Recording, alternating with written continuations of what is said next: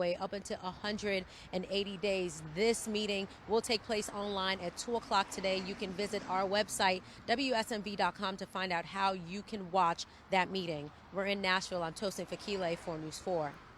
And that breaking news right now, going to a news conference where Mayor John Cooper and other Metro officials are speaking. Let's listen in. Director Chief William Swan of the Office of Emergency Management and Nashville Fire Department, Chief Steve Anderson of the Metro Nashville Police Department, and Dr. Michael Caldwell, Director of the Metro Public Health Department, are with us to help answer your questions. We will now begin with Mayor John Cooper.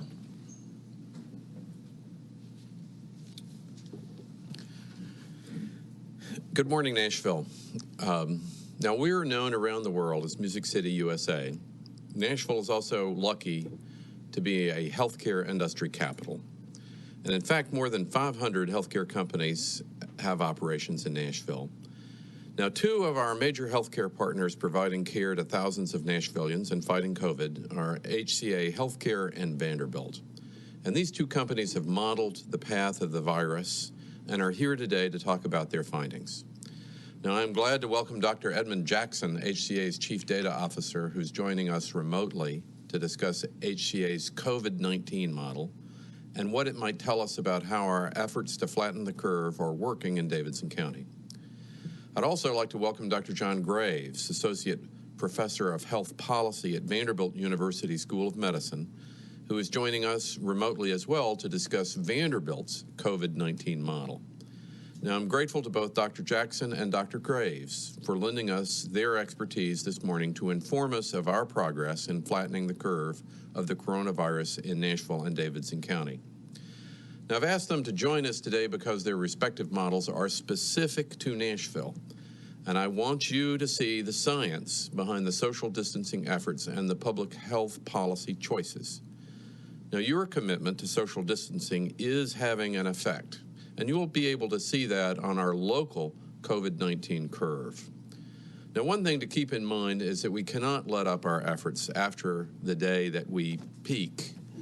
The peak represents the highest number of people infected at one time, which is then reflected in hospitalizations and the challenge to our health system's capacity. But the peak is not the end. Now, we have been acting to lower the number of cases at our peak and limit the duration of the COVID-19 outbreak in Davidson County. Now, our efforts are working, and that's precisely why we should stay the course. That means continuing to stay at home and practice social distancing.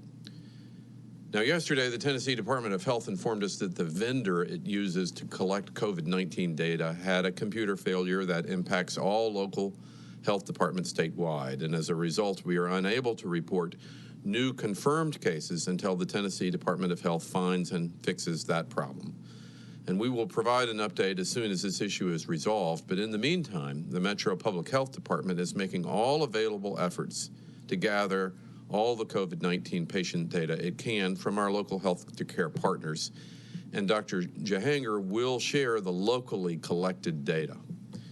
Now, to my fellow Nashvillians, I know that we are facing an incredibly challenging time, and we have for many weeks now. But today, 18 days into the Safer at Home order, we continue to see very strong compliance by both residents and businesses. Our enforcement teams have been able to bring businesses into compliance without issuing a single citation or fine. Your efforts are making a difference. Now, Nashville is responding to this crisis, as we always do, in solidarity with one another. We will get through this together. Our economy will come back, and we will be a stronger community in the end. And for those who are in need of a helping hand, though, in this difficult time, please visit our website at covid19.nashville.gov. There you will find links and helpful information on obtaining direct financial, mental health, food, and social service assistance through the COVID-19 Response Fund and our local community partners. Now click on the How to Stay Healthy link to find tips on protecting your mind as well as your body during this time. And of course, if you're experiencing a mental health crisis, there's round-the-clock assistance available through the Mental Health Cooperative's 24-hour crisis line. And that phone number is 615-726-0125. Now, as a reminder, Metro's tax relief and tax freeze deadlines have been extended to July the 1st. And call the trustee's office at 615-862-6133 to learn more about these important relief programs available to Davidson County taxpayers. Now, I continue to urge everyone to wear face coverings in public settings where other social distancing measures may be difficult to maintain.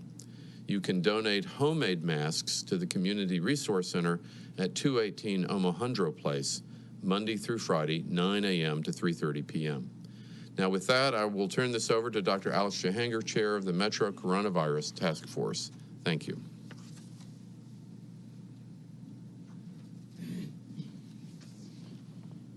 Thank you, Mayor Cooper, and good morning, Nashville. As the mayor just said, yesterday the Tennessee Department of Health informed us that the vendor they used to collect the COVID-19 data had a computer failure.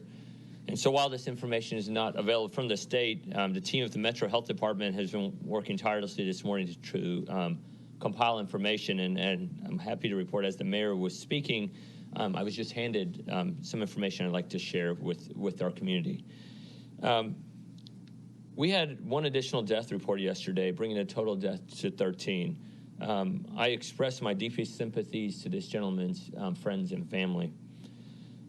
We have a total of 1,231 COVID-19 cases in Davidson County, and that's an increase of 91 from what we reported yesterday. And based on my conversations with hospitals this morning, we are showing 59 individuals currently hospitalized in Nashville, and that's an increase of approximately 7 from 2 days ago.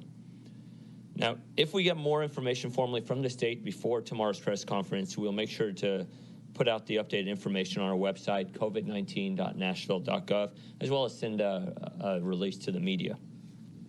Yesterday, the 3 community assessment centers were open at Nissan Stadium, the Old Kmart on Murfreesboro Road, as well as Meharry Medical College. 226 people were assessed yesterday, and 152 people were tested for the virus.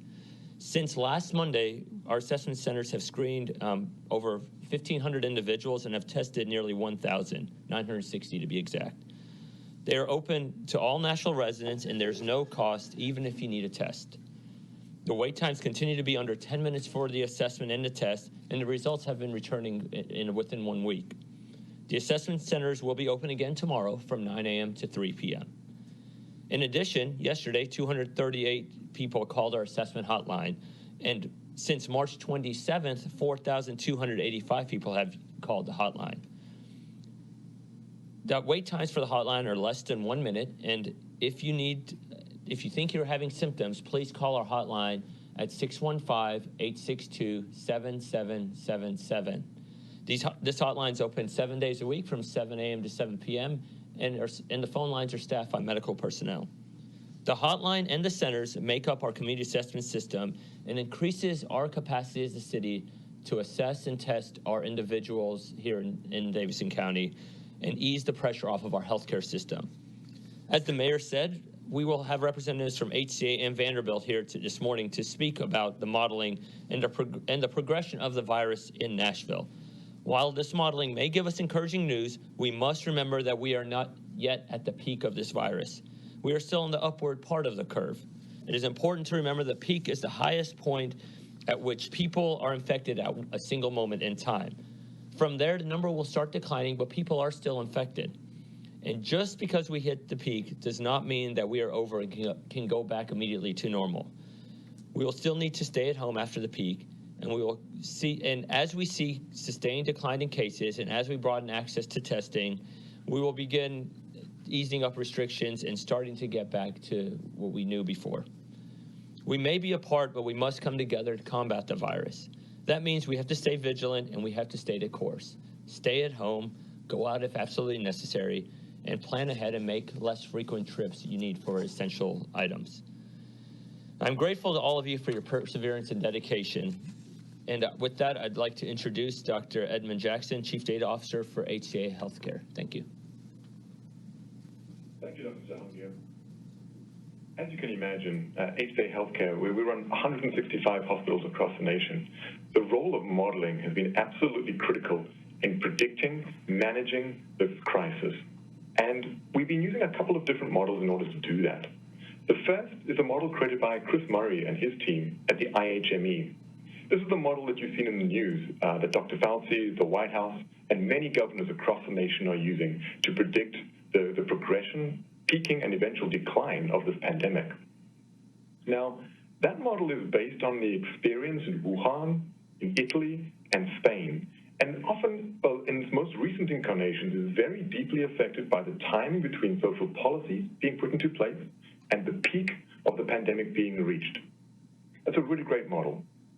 The second model that we're using is internally developed.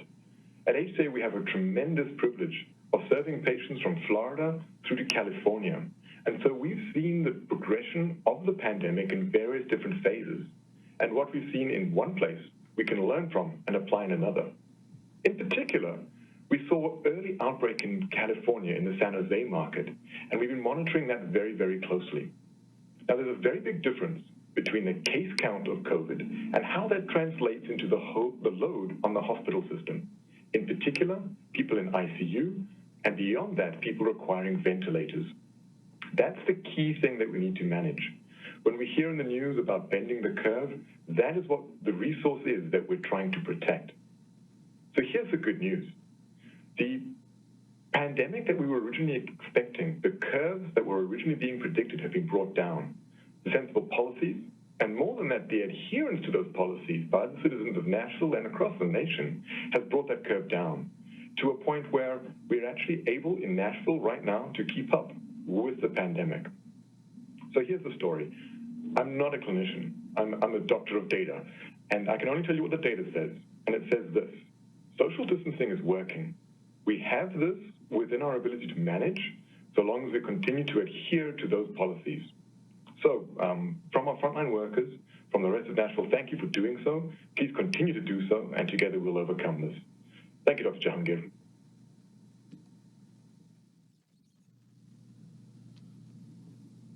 Thank you, Dr. Jackson. Next, it's my pleasure to introduce Dr. John Graves, Associate Professor of Health Policy at Vanderbilt University School of Medicine and member of Vanderbilt's Health Policy and Public Health COVID-19 Advisory Panel.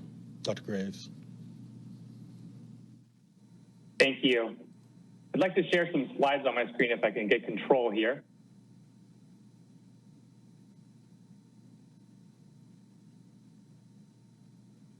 So I think the question on everybody's mind is there evidence of moderation in case growth in Tennessee and Nashville specifically, and when can we start to think about next steps in controlling this pandemic?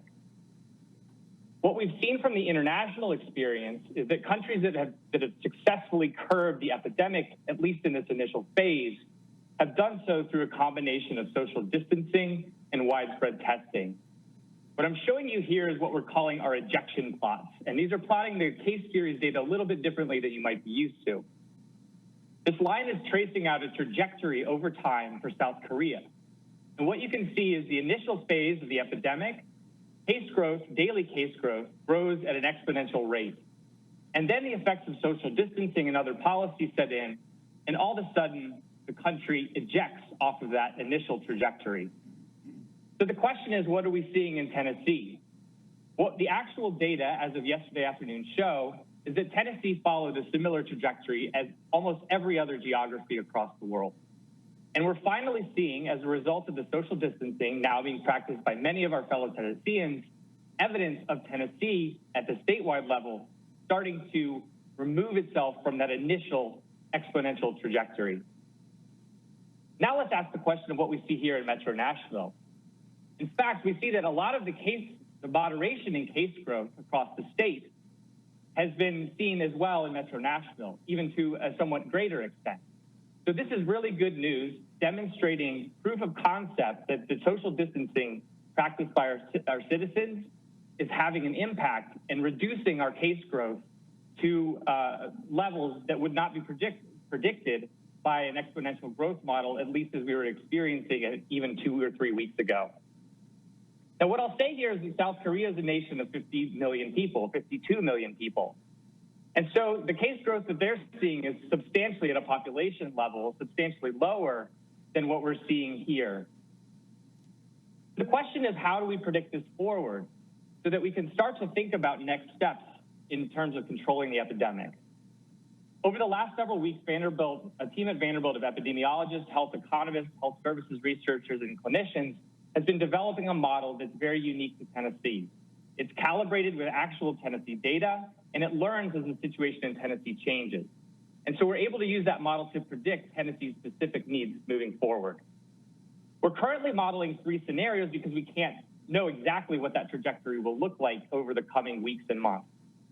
In our most optimistic trajectory, we assume that the recent gains that we've seen from social distancing continue through April and May. In that case, the model is predicting an epidemic peak, at least of this initial phase, in early to mid-May, with 2,000 to 3,000 COVID patients hospitalized statewide at peak, compared to the roughly 500 that are hospitalized, according to the state today. Under a slightly less optimistic scenario, we're assuming that the progress that we've achieved so far maintains throughout May. In this case, the initial wave of the epidemic peaks in June, and our hospital system may be stressed to capacity. In a third scenario, we project forward where we lift social distancing prematurely without widespread testing and contact tracing in place. In this scenario, the epidemic overwhelms hospital capacity by mid-May. You can see here that there are a lot of unknowns and a lot of different trajectories that the state and Nashville can take. What's critical that we take away from this modeling work is that the importance of social distancing continue until we reach a sustained drop in cases, as we've seen, for example, in South Korea. At that time, we have to think about this like a multi-stage relay race, where social distancing can begin to pass off to the next leg of the relay. And that means reliable and speedy testing and contact tracing. Absent that, we risk having an epidemic surge out of control once again. Thank you.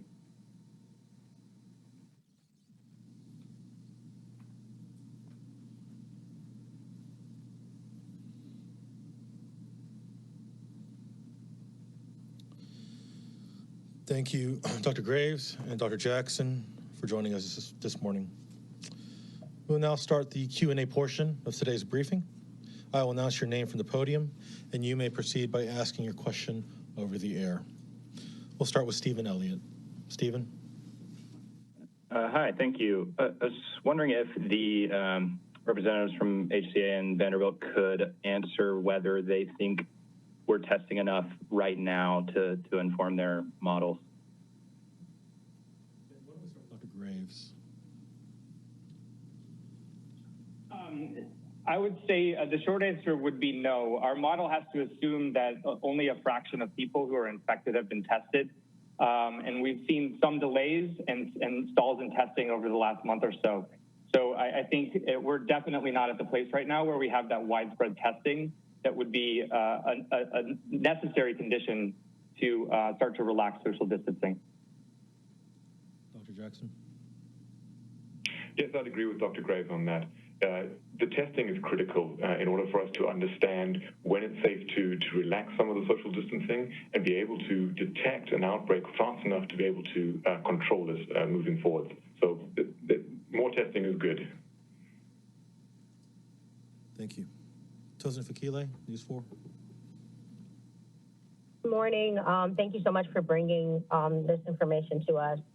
So based on all the data that's come out now, I guess this is a question for either the mayor or Dr. DeHanger. Does this mean this safer at home order will still be in place for a long time to come? So end of April, maybe beginning of May? And if so, do you think this economy can survive that? Like, people are already suffering enough, businesses are suffering. I guess, what's the next step based on all this information we've been given? Dr. Jahangir. Thank you. As you know, April 24th is when the current safer at home order is set to expire for the city of Nashville. What's important for us is that you all know the things that we know, and that's part of the reason Dr. Graves and Jackson are here today. We'll continue to evaluate this as that date gets closer, but what we don't want to do is prematurely release some of the tactics that have helped keep this fire down. Again, I use the analogy, this is like a wildfire. We're getting the fire under control, and you need to make sure you have the ability to surveil for brush fires that happen that you can squash quickly so it doesn't get back to the point of where it is now. I hear what you're saying about the impact on the economy, and we're looking at that as well, but we need to make sure that the science drives what we do. Thank you.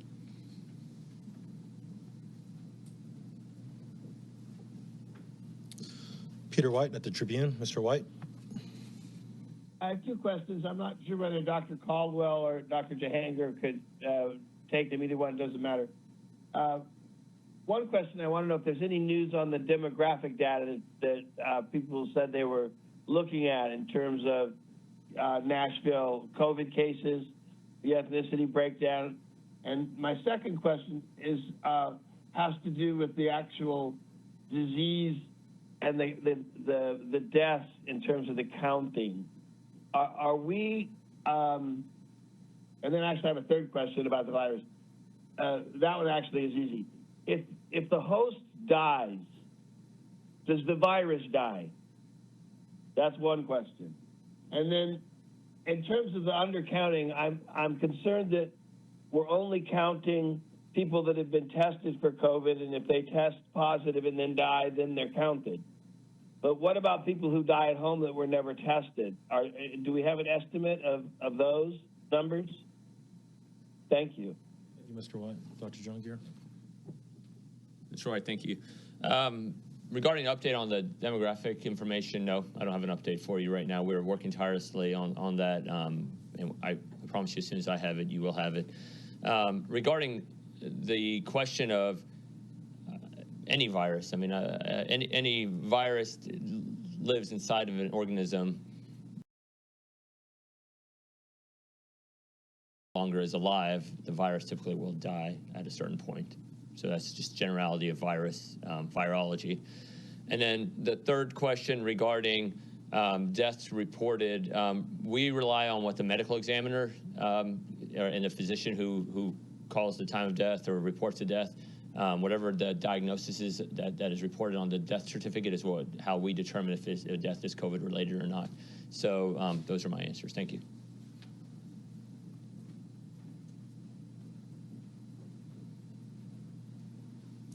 Chris Treckman. Good morning. Thank you guys again for doing this. I have a question for Mayor Cooper, two questions actually, kind of tying into my colleague Tosin and what she talked about the economy.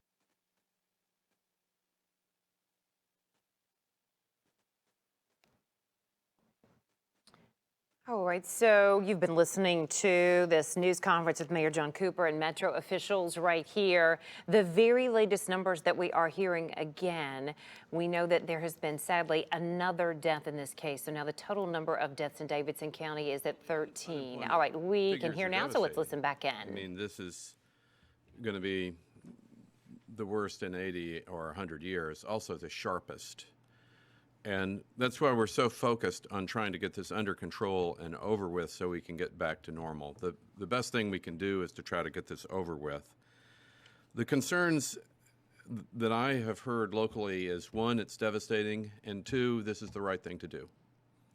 That employers want to protect their customers and their staff, and the only way to do it is just to get it over with and get the disease under control. Now, in terms of federal grants, I would encourage your audience to begin to do things like go to Hub Nashville on the web and begin to be linked up with this very robust set of federal grants and programs that hopefully can alleviate some of the stress that people are having. Now, locally, because of the tornado, in terms of utility payments and assistance on utility payments, those programs are in place and working. In terms of unemployment insurance, those claims are being processed by the state as quickly as possible. But there are going to be other programs, particularly small business needs to be aware to contact their banks or go through Hub Nashville to be referred to get some federal assistance, which again, a $2 trillion bill was passed within the last 10 days. It's not completely understood how people can get direct help on that, but let's start. And so the first thing to do is go to Hub Nashville and get directed into an area of federal response that may be very helpful to you and your family.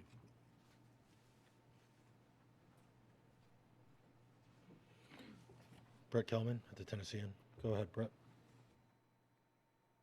Hi, I have about 1,000 questions for John Graves, but I will start here.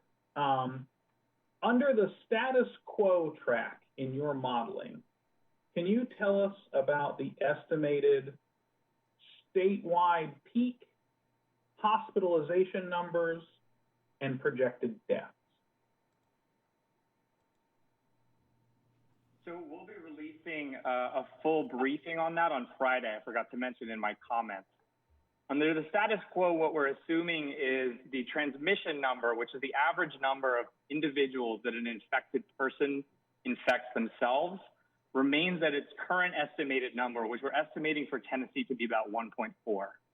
So to get the epidemic under control, you need that number to be below 1 for a sustained period of time. So if we continue at a transmission number of 1.4, we're estimating a hospital capacity to exceed that 2,000 to 3,000. It could be upwards of 5,000 if we don't get that transmission number under control. A follow-up question for Mr. Graves. Dr. Graves. I didn't understand that. The cases were going to exceed hospital capacity, or hospital capacity was going to exceed the cases?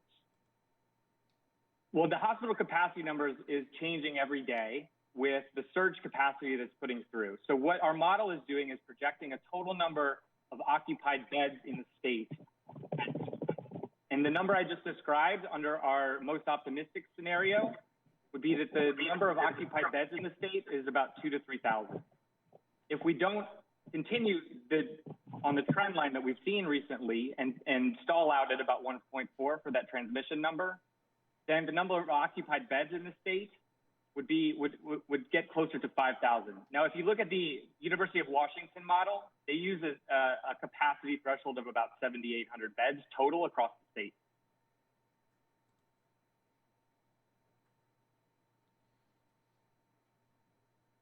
Nancy Amons.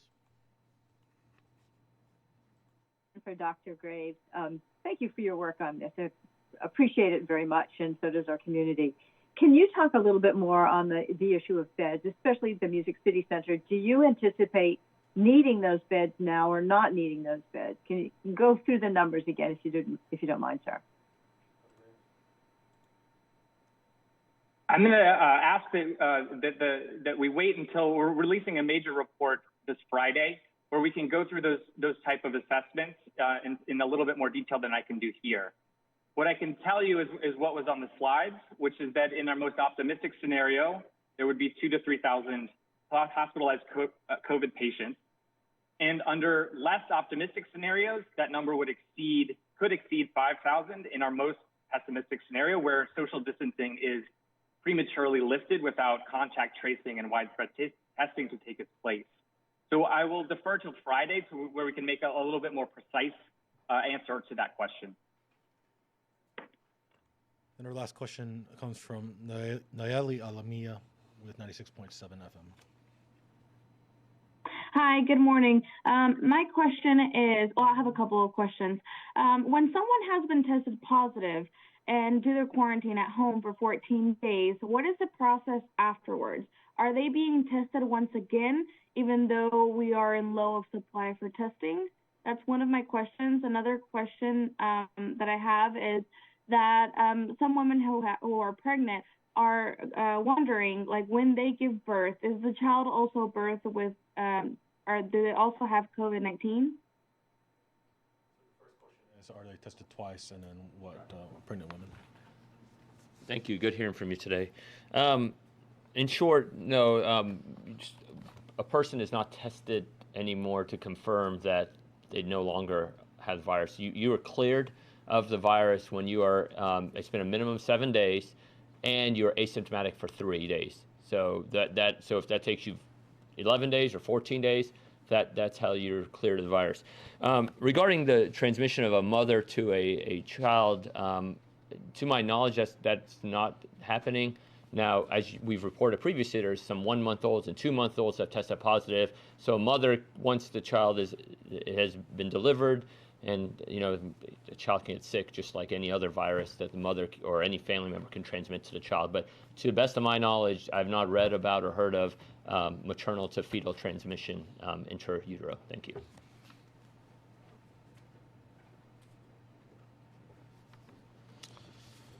Thank you, everyone.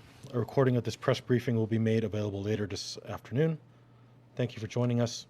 This concludes today's Metro COVID-19 press briefing. All right, so again, we've been listening to Mayor John Cooper and Metro officials at this news conference. So the very latest coming out of Davidson County, those numbers right now, 1 additional death. This is since yesterday. Now the total number of deaths for Davidson County at 13. The total number of confirmed cases sitting at 1,231, so 1,231. That's an increase of 91 from yesterday, and showing 59 right now are hospitalized. The other interesting thing, several of these that we're going to be touching on coming up at noon, but the question was asked, based on the data that's out right now, does this mean the stay-at-home order will still be in place for a long time to come after we have started to see this decline and finally peaked at the number of cases? And they're saying basically April 24th is still when the current safer at home is set to expire here in Davidson County. And they will continue to evaluate the situation, but will not want to prematurely stop some of these tactics that's continuing to keep these numbers down. So we'll, of course, continue to follow this, bring you the very latest information. Be sure to join me for News 4 at noon for the very latest as we break down even more of this information. Also online at WSMV.com, as well as on our News 4 app. Thanks for watching. I'll see you at noon. Yes. Marie has a full beard. I think they feel like this is the one time they can kind of get away with it. Yes, and I'm into it. Like when my friend wrote, like, why is every man going for it? I'm like,